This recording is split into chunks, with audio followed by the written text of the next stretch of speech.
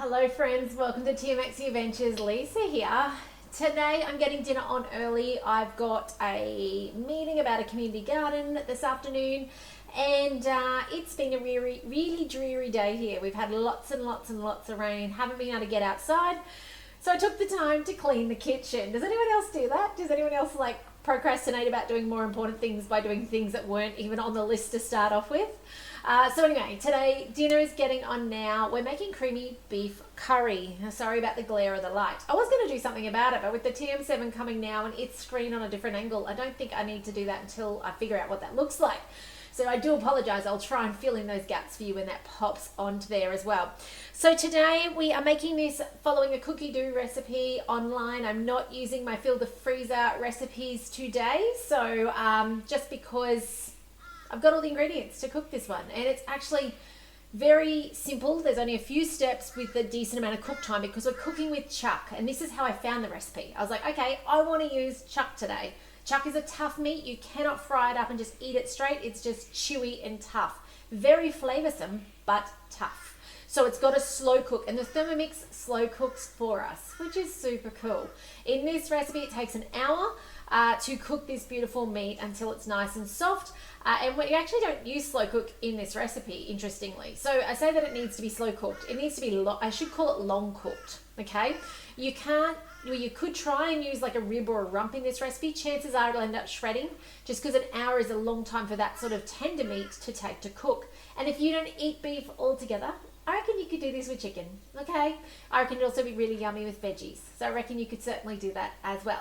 If you're watching on today, say hello. I'd love to know you are there and watching. So let's get straight into start cooking. I am recycling my bowl. In my clean out today, there was some half-used containers of seeds and nuts and stuff, and I was like, well, every morning we make breakfast circles. They are sweet potatoes, predominantly zucchini, a little bit of purple onion, and some seeds, and then some eggs. And so we have this constant seed mix in our home that goes into that, but often if a recipe calls for some sort of seed or nut flour, that's what we use as well. So I batched up some of that today as well. I zipped that up, almonds, walnuts, sunflower, pepitas, sesames, and and cashews, and just splits that 10 seconds, put that aside, and now it's in a container for the weeks ahead so that we don't have to do that step. So with that in mind, I'm not going to clean out the bowl. I'm just going to use it. So first things first, 2 garlic cloves. I told you yesterday, I've got my hands on garlic. I'm so stoked. So I've actually got 3 garlic cloves. I'm that excited about it. Now the next thing it's got is ginger. Now we freeze our ginger. We grow it. It grows really prolifically around here. And so we freeze it. And you can see this is actually still frozen. Okay, so it has actually been used so my son makes ginger cordial with it. And so what he typically does is sometimes we don't peel it at all. Sometimes we use the peeler. So the one that goes in the machine, that is actually, at the moment, you're going to get that with your Thermomix when you buy it. If you're buying, I'm going to give you dates so that if you're looking at this in 6 months time, it's, past those dates. So we're currently in the end of March 2025, just for reference sake, so that you don't get really excited down the track. So anyway, you put that in with the peeler, it tumbles all the skin off, and then we freeze it so that we've got it when we want it, and he makes his ginger cordial with it. In that goes. By the way, feedback on that dragon fruit cordial the other day was fantastic. I'm glad you guys enjoyed that.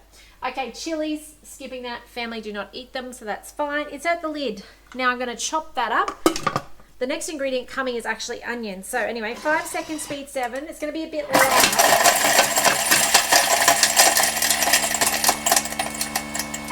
It's going to be a bit loud because the frozen ginger in there, right? So next, 2 brown onions cut into quarters. Now I don't have brown onions at the moment. I have leeks because we've got leeks from the garden.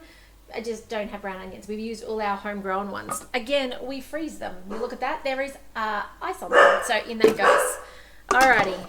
Next up, we're going to now put the lid on again. And we're going to go 6 seconds, speed 7. It's going to chop that down. Can you hear how quick that is? I love that. It's done in time. So much time left over. I actually decided to stop it today. I'll show you what that looks like. Maybe it's frozen to the outside of the bowl. Or maybe not. Maybe it's chopped. I love that. How cool is that?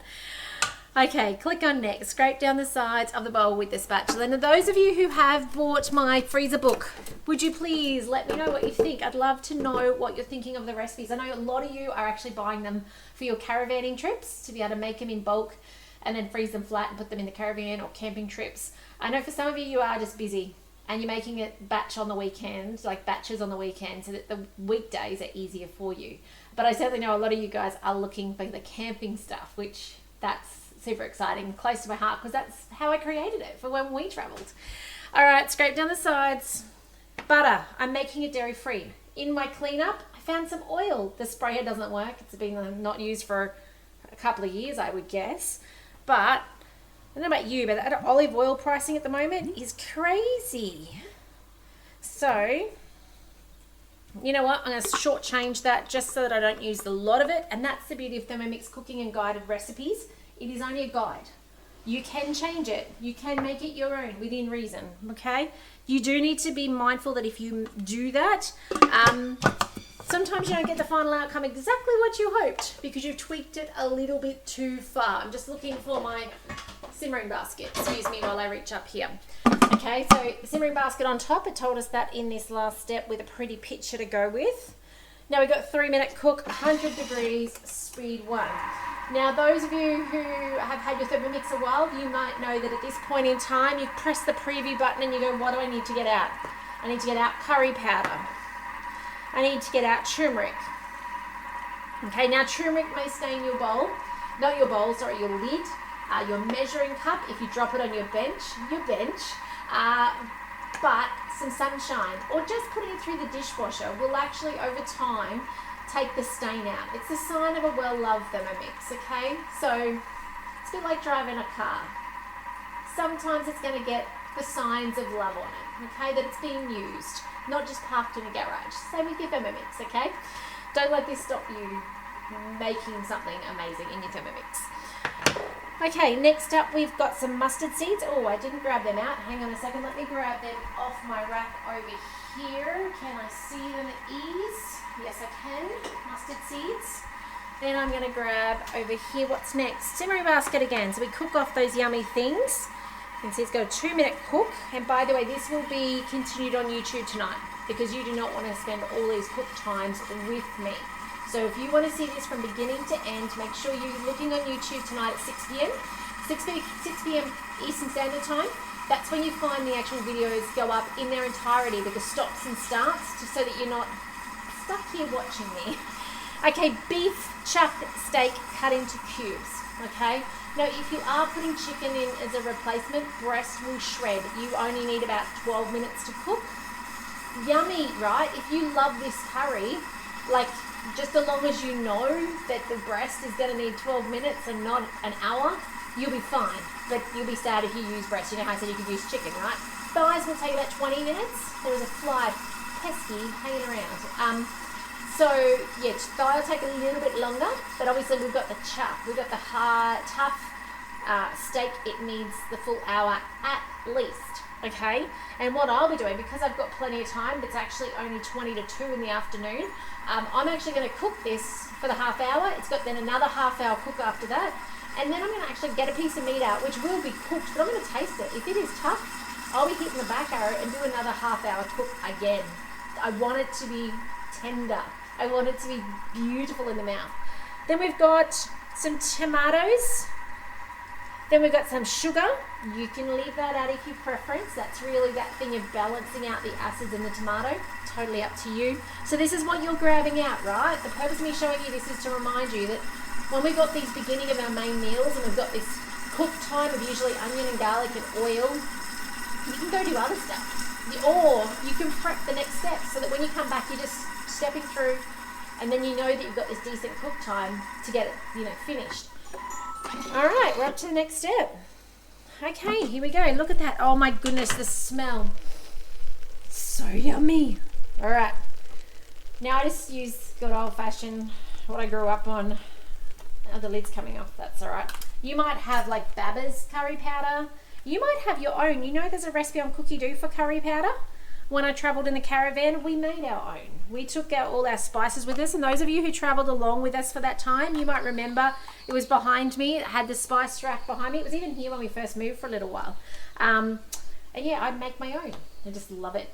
It just reminds me, curry powder though, does anyone else get memories of like eggs? Must be like curried eggs. Yum. Okay, turmeric, 2 teaspoons. Here we go. As I said, don't be scared of the turmeric. Turmeric's another thing we do grow really, really well. And then we'll dehydrate it down and blitz it up. Yellow mustard seeds. If you ever want to know how to do those sorts of things, just ask. Okay, happy to teach you how to do it. Mustard seeds. Oh, that's a generous 1 and 2. Next up, place the simmering basket on top. And then it has a 2-minute cook time. Now the last few ingredients I haven't talked about yet before I go today is actually coconut cream into it. So if I go ahead in the recipe details, the other ingredients you want to prepare after you've diced up your chuck into 2 centimeter cubes is you want your stock. Please make your stock. I plead with you. Okay, you will be sad when it's not in your food. It just doesn't taste right with salt. You can put just salt in, but it's missing then that beautiful broad depth of flavour that you get from your stock. I don't use meat stock. I use veggie for everything. Okay, so take 20 minutes. It doesn't take 20 minutes of you standing. It takes about 2 minutes of you at your Thermomix, and then it cooks for 20, and then you blend it and you jar it up. Okay, so please take an effort to do that. It's got whipping cream. So I told you I'm making this dairy free. I'm going to do a substitution with coconut cream. Okay, keeps it dairy free, keeps everybody's tummies happy. And then it's got some salt. I tend to find it doesn't need the salt, but taste it and see. And finishing with some pepper. Ignore the coriander greens. Yuck. Anyone else dislike coriander? And then lemon wedges. Yum, to serve. We'll probably serve this with some brown rice tonight. And possibly a side of roast veggies. My kids are really enjoying dicing up veggies and roasting them and having them with curries, with those sauces from Fill the Freezer. We might put them with pasta or with rice, but then we tend to have a side of roast veggies with it as well, which is really delicious. But I'm going to love you and leave you. Come back on YouTube, watch the rest of this recipe tonight over there. Okay, let's continue on this recipe. Those of you who have hung in for YouTube. Next up is our steak. This smells so good.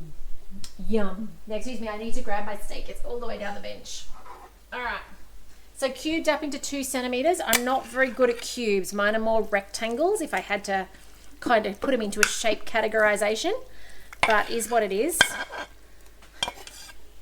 All right. Mainly because I just don't like chopping it.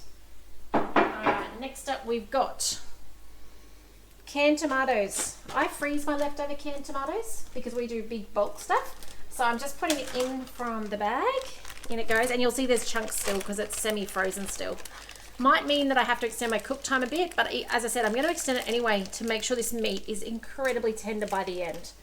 That's my goal. Soft, tender, fall apart meat.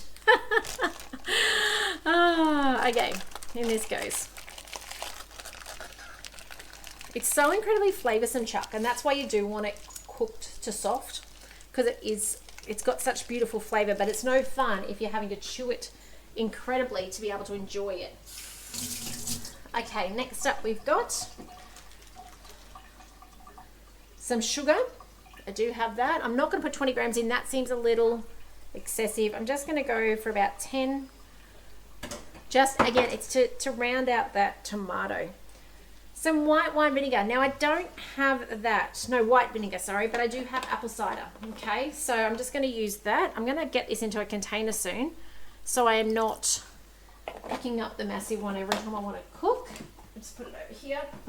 Then we've got the very important, I just told you about this, veggie stock paste. It says meat stock. I'm using veggie. And I don't buy, just in case you wondered, that's a little bit more, but it'll be okay. I don't buy any other stock, paste, liquid, anything like that. That is what I use. Okay, simmering basket on top. And now we've got a really nice, decent cook. We've got 30 minutes, 100 reverse slow stir. I'm actually going to make this 45 just because some of that tomato is still frozen. And now I go and do something else for 45 minutes. I'll come back to you in 45 minutes and finish this recipe together so you can see how amazing it is and how simple, and hopefully you give it a go in your own kitchen soon. So we'll see you then.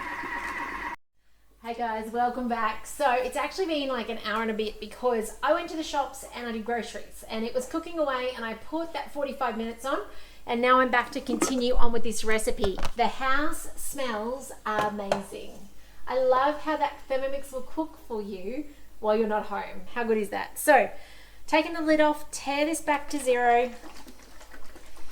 And let's put in our pouring cream, and I'm using coconut cream so that it is dairy free. Okay, so far this whole recipe will be dairy free. I swapped the butter for oil, and now I'm using coconut cream instead of cream. Okay, so if you didn't have cream, think yogurt. You could use coconut milk. You could even use milk at a pinch. It just might be a bit runnier than it should be. Different options there. Now, I'm going to skip the salt because it's got veggie stock, and we just tend not to do extra if it's got veggie stock, and then a decent amount of pepper. So excited. This smells so good. Going to put the lid on again. Now, you'll notice on this next step, see how it's 70 degrees because it's been sitting there for so long after that step. So what I'm going to do is I'm going to do just like I did before, and I'm actually going to put 45 minutes on. I did tell you though that I'm going to come back at the end and tell you how tender this is. So I'm going to 45 minutes time because it needs to get back up to 100. Then it's going to cook for half an hour. I'll come back on camera. I'm actually going to taste a bit of meat with you, and I'll tell you if I think it needs longer to get this chuck really tender. So I'll see you guys in 45 minutes. It is reverse, slow stir again, and let's see how this finishes up then. But I'll see you then. Okay, welcome back. It has been that extra 45 minutes. Or extra 15 on the half an hour, so 45 minutes on cook, and let's see what it's like. I've just put some in a bowl, let it cool a bit.